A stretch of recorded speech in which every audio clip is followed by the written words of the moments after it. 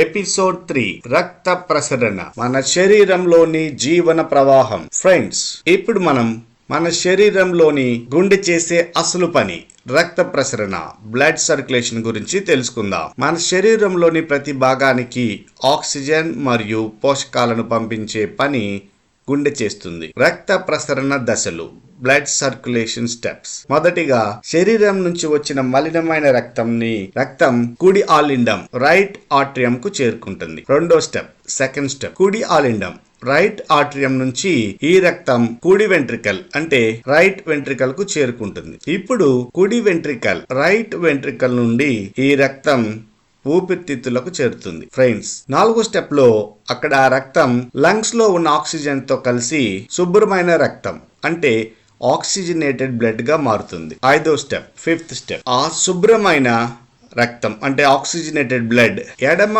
ఆలిండం left ఆట్రియం కు చేరుతుంది. ఇప్పుడు ఆ ఎడమ వెంట్రికల్ అంటే లెఫ్ట్ వెంట్రికల్ ఆ రక్తాన్ని శరీరం అంతా పంపిస్తుంది. ముఖ్యమైన విషయం ఏమిటంటే, మనం ఏ పని చేస్తున్నా ఈ ప్రాసెస్ మాత్రం మన శరీరంలో జరుగుతూనే ఉంటుంది. ఎపిసోడ్ 4 లో గుండె ఎలా కొట్టుకుంటుంది, లబ్డబ్ అనే శబ్దం ఎలా వస్తుంది తెలుసుకుందాం. ఎపిసోడ్ 1 గుండె ఎలా పనిచేస్తుంది, ఎపిసోడ్ 2 గుండె నిర్మాణం.